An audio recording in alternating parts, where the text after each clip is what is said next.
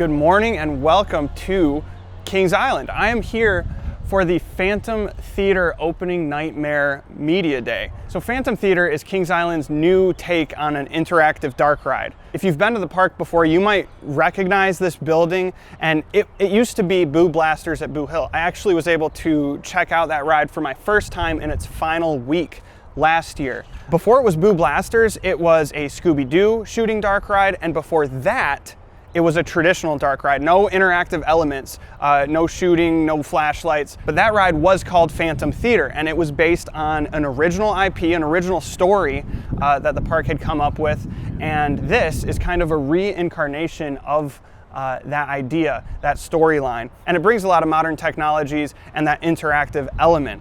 I'm also joined by my friend Colin. He's helping me out today here at the Media Day. It's his first time at Kings Island. So, Colin? Yeah, what's up, guys? It's my first time here at Kings Island, so it's a little weird being here when it's totally empty on a Media Day, but it's definitely a really cool experience, though, so I'm excited to check out the ride, ready to get going.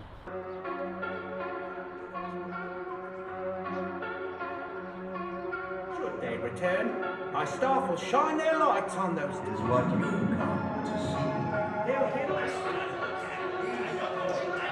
Okay, we're here on the Phantom Theater Opening Nightmare.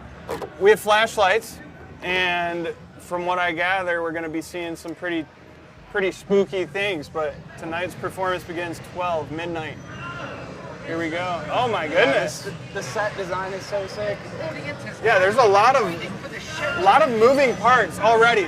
Compared to like Boo Blasters, I'm seeing a lot more. I don't know what I'm supposed to be flashing at quite yet. Me neither. A lot of moving things, and then we got the animatronic. Is this the maestro? The cast is rehearsing. We got the piano player over here. Yeah, dude, there is a lot going on. Yeah, I don't know. Oh. Oh, there we go. There we go. Okay. I'm the pink one. So far, we're like flashing the flashlight at music notes as they go by. And hitting them, firing. Already, a lot of moving parts, a lot of animatronics. Yeah. I'm trying to have a conversation while I'm trying to beat Colin over You here. can do it one-handed though too. Like it is really, and it's quick too. Some of it's more simple movements, but it's all you need. Come on. Like right here, we got the can. Oh man! Oh shoot! What's your score at? Oh, I don't know where. You're kind of whooping me right now. Yeah, just a little. It's hard to take everything in and talk while I'm also losing at the same time. We got the great Houdini. It does vibrate when you hit stuff too, so you know that's nice. That is a really nice thing. One issue that I do have with a lot of shooting dark rides is you don't often get sometimes you don't even see where the thing you're using is landing. We have the shrieking Viking lady. Yeah, you see the flash on the surface that you're flashing, and there's no lag at all. It's nice. And it's like a really good haptic feedback. Uh-oh. Going up, oh my. The animatronics are crazy, dude. Look at this guy. Oh my gosh. I do like the style. It has like some of the exaggerated like caricature look that the. Oh yeah. I think we just got electrocuted. I'm trying to take everything in, but I think Colin is just trying to win. Show starts in 1 minute. Box seats. We're going to box seats 1 to 5 because that's over here. Oh man! Whoa! Actually, the doors banging. We got this guy flying around. Dude, it is so much going on. I dig this, and then pretty much like all of the animatronics we've seen thus far here. We got the contortionist, the maestro, Houdini, I think it was, a few more. I don't even know. The singer guy. Really impressed with the flashlight system. It's very I'm flashing over in the next room already, and it's working fine. Very accurate. We got the cat and the organist. And I don't think I noticed this before, but I think when you hit the notes, it makes a different. Maybe it's making the same sound, but it's giving you the audio feedback, the visual feedback, and the haptic feedback. Oh yeah, it is. I didn't even notice that. It's like bubble popping sort of sounds. I wonder if it does the note that you hit. There is so much going on. If you're easily overstimulated, I can see this ride being a lot, but I'm digging this. But you can pick and choose kind of like what to focus on though. Like if you didn't want to do the game, there'd be enough to just sit here and enjoy the show. The boiler room, we are right against this wall. We're right by the boiler room. And I think this is a callback to the original Phantom Theater. I know that ride had this boiler room sequence at the end. Oh, there's stuff in there too. I'm not sure if we can get those. I don't No think vibration so. at least. Oh yeah, those are just But yeah, this furnace room looks so good. I have no... Oh, it is working. That one is, yeah. It just doesn't give you the vibration feedback on the screens, but on the projector it does. Okay, we're ending it out. Ending it out with the organist, the maestro. I think the organist is the maestro. I could be completely wrong. Or is that the maestro? Oh, I'm back. Okay, we just had our first ride on the Phantom Theater. That was great. I'm actually quite impressed by what Kings Island was able to do with this existing ride structure and system. They did a great job.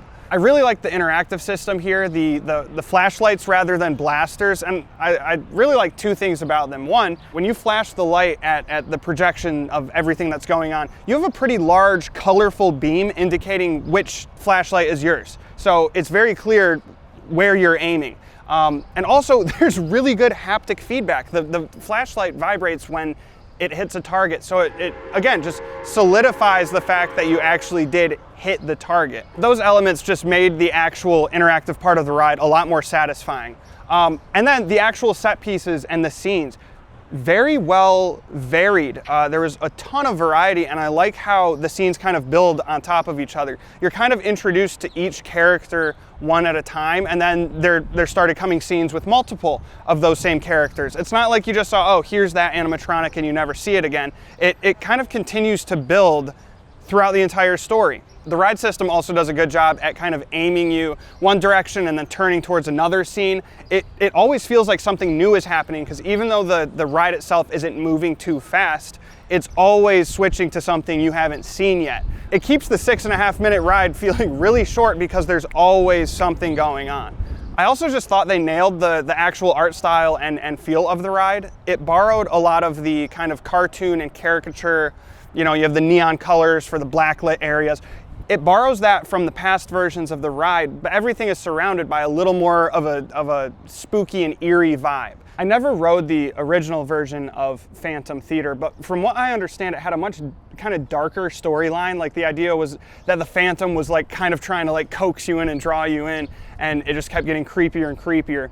This is more like, from what I gathered in the pre-show, it seems like you're more so helping the maestro in the journey through the Phantom Theater. I like it. It's definitely a twist, and people who did experience the original version of the ride, this is not like a copy and paste of that story. It's very different. However, they do borrow quite a few elements. I noticed the furnace at the end, quite similar to the original ride. There's definitely a lot of callbacks to quite a few different versions of the ride, and that's great to see. A lot of fan service here. It was a great time. Slideshow to help you know exactly what to expect. Rick, start the presentation. One thing I love about this ride and the original Phantom Theater is I feel like in the modern theme park age, we have a lot of parks who just rely on existing stories, whether it's existing IPs and franchises that people are familiar with. I think it is so neat that Kings Island had created that original, completely new intellectual property with the original Phantom Theater. And from what I've seen even online is that the park never really fully let go of the cast of characters here in the Phantom Theater. You might see them at events popping up, whether it's in, you know, the Halloween times. Was there always kind of a long-term plan maybe to bring these characters back to life? This original IP is a part of the Kings Island story. So if you think about that, it's always, you know, the more that we can lean into what people either remember or what the experience of the park is, the better. We always are trying to create an authentic experience for the guests who use the park, and it really is their park. So, you know, I think there's always just been, you know, we're all fans at heart, and we're all kind of nerdy dark ride geeks and coaster geeks at heart. And so there's always been a thought of, you know, gosh, how can we get that back? The one thing, the difference is if you're using an IP, if you think about when Scooby-Doo was here, you know, that IP has these very strong parameters and guidelines. With an original IP, you can kind of go into different directions. The only thing is you want to always, your parameters are always you know, the memories and the connection of the guests to that particular IP and that story. Yeah. So even though it's original, there's still always in the back of our mind of being true to the original creators, to the people who wrote it and loved it and still love it to this day. So hopefully they will see all of the love and the attention to detail that's in this. Yeah, it's evident to see. So we have that combination of the versions of this ride that featured interactive elements, bringing back the old story. What's different about the Phantom Theater story this time around? Well, the old one was you just kind of rode through the theater and saw the different parts, the backstage areas. The boiler room was a famous scene. In this version, we had to make it interactive. So how do we change that up a little bit? So now we have No Legs Larry, who is the head usher, and he needs our help to seat the people before the show can begin. The problem is there was a lightning strike and it unleashed these ghost notes from the pipe organ, and they're all over the theater, and we, because we're the ushers, we have to help No Legs Larry get those notes back into the pipe organ before the show can begin. So now we ride throughout the theater, backstage areas, into dressing rooms, into the boiler room and other areas, and we use our spellbound flashlights to capture the ghost notes so that the show can actually begin on time. So now there's a lot to do, but it's a pretty simple story, easy to understand if you've never heard of Phantom Theater before, and a lot of fun doing it, which I think you were able to see. Here we have the new Phantom Theater, tons of moving elements, lots of things going on, and all of that was squeezed into an existing ride building. So what are the sort of complications that you face when you're updating all sorts of technologies for this ride, but still having to deal with all of the restrictions that this existing building gave you? Well, luckily, we were familiar with the building, being in it quite a few times before. Of course, the original Phantom ran for 10 years, but then it turned into Scooby-Doo, which, of course, Sally Dark Rides did. And then after that, Boo Blasters on Boo Hill, that ran for 15 years, which was another Sally Dark Rides attraction. So it was a little like coming home. We just kind of needed to get reacquainted. Yeah. But there were definitely elements that stayed in place. That Omni system, the ride vehicle itself, was something that we had to base our theming and our set pieces around. And it's 26 scenes to fill. So we had to go to the drawing board and create concept illustrations, obviously what our Phantom characters, the style of our Phantom characters, the style of the full attraction, then design every single animatronic, what they were wearing, the expression on their face, and their surroundings of scene.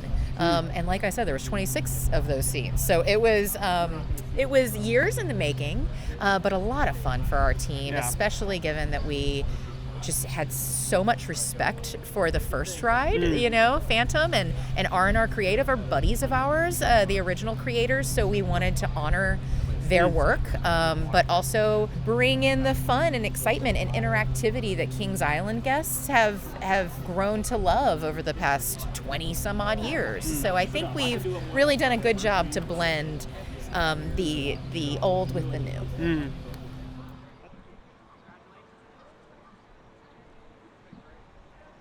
All right, that's going to do it for my day here checking out the all-new Phantom Theater opening nightmare.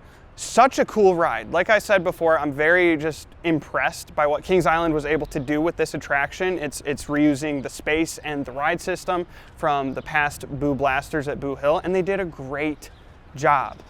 It was awesome getting to preview the ride early, and it was great getting to talk to some of the Six Flags and Kings Island folks here to just learn more about what goes into making something like this happen. So if you didn't already have a plan to, come check out Phantom Theater opening nightmare here at Kings Island. It's a great ride. But thank you so much for watching. If you liked the video, consider liking it. If you want to see more theme park, amusement park content just like this real soon, consider subscribing.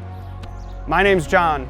You've been watching Mid-Course Discourse, and I'll see you next time.